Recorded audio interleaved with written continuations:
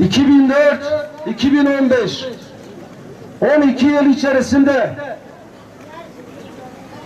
aralıksız, hiç durmadan PKK ve yandaşları tarafından İslami sivil toplum kuruluşlarına ve PKK'ya muhalif olan her kesime ve parti kurduktan sonra Hür Dava Partisi'nin il ve ilçe teşkilatlarına, üye ve gönüllülerine 400'den fazla saldırı yapıldı.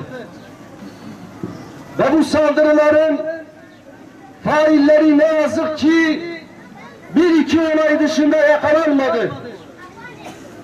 Özellikle çözüm süreci adı altında Kürdistan'ı zalim, despot, Jacobin bir düşünceye sahip olan PKK'ya teslim eden AK Parti hükümetini defalarca kınadık ve uyardık. Çünkü çözüm süreciyle beraber özellikle bölgenin dindar insanları PKK'nın olmayan vicdanına, olmayan rahmetine terk edildi. Ve bunun neticesinde bugüne kadar onlarca şehit verdik. Ve bu saldırıları açık bir şekilde bugüne kadar kınamayıp bu zalim alçakların arkasında duran başta HDP olmak üzere bütün siyasi partileri burada hepinizin huzurunda bir kez daha ben kınıyorum.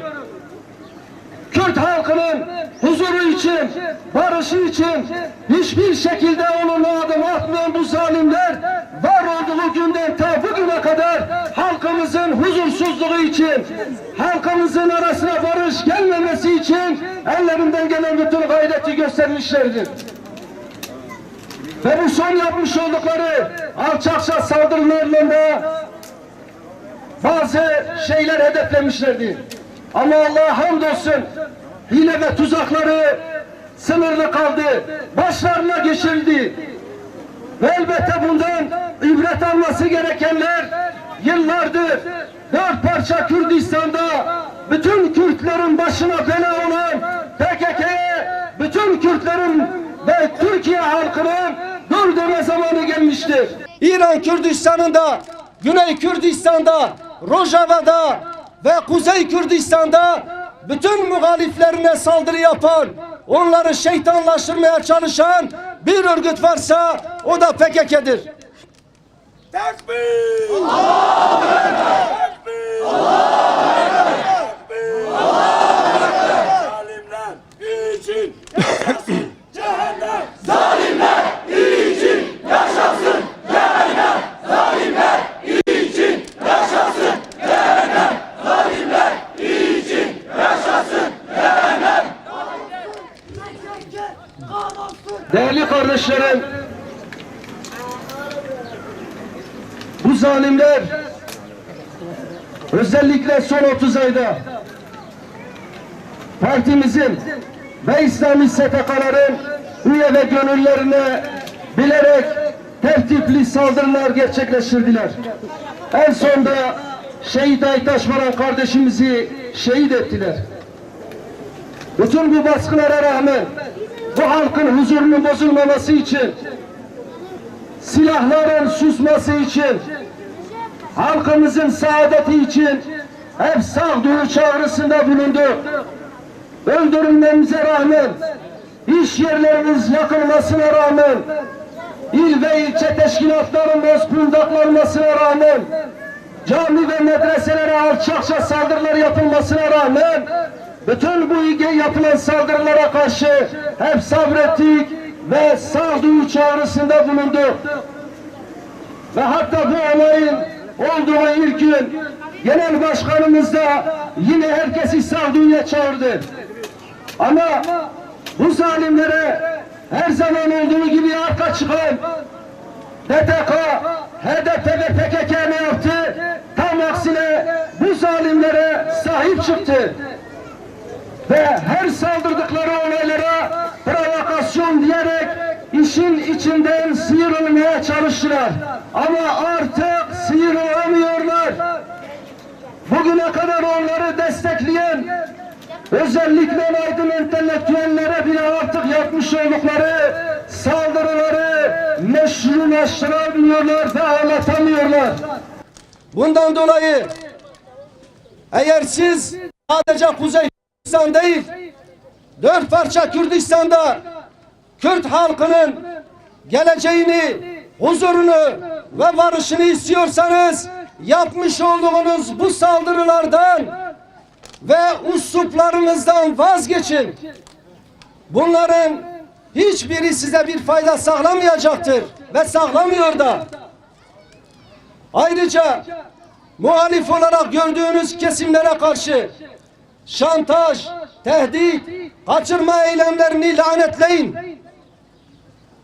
Genel Başkan Yardımcılarımızın dediği gibi eğer HDP PKK'ya silah bırakma çağrısı yapacaksa biz de Hüdapar olarak Hizbullah'a bu çağrıyı yaparız.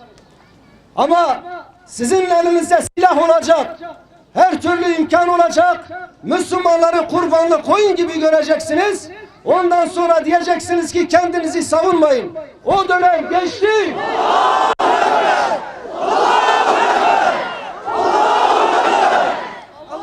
Hiç kimse Müslümanları kurbanlı koyun olarak görmesin. Allah'a hamdolsun artık görmüyorlar da. Bunu herkesin iyi bilmesi gerekiyor. Fakat bu zalimler bu saldırıları yaparken yardım almış oldukları hükümetin içerisindeki yardakçılarına da bazı sözler söyleyeceğiz. Sizler İslam gömleği kılıfı içerisinde bu halkı, bu zalimlere ve bu bölgeyi bu despotlara bıraktınız. Utanmadan şimdi de kalkıp İslam'dan bahsediyorsunuz. Oysa ki bir devletin, bir hükümetin en önemli görevi vatandaşları arasında ayrım yapmaksızın halkın can ve mal güvenliğini sağlamaktır. Ama 6-8 Ekim Kobani eylemlerinde Kürdistan'daki bütün Müslümanlar hedef alındı.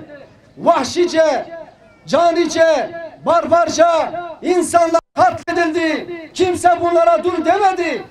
Ve hatta bu zalimlerin bir kısmı yakalandı ama hedefe gidip bunlara sahip çıktı. Avukat gönderdi.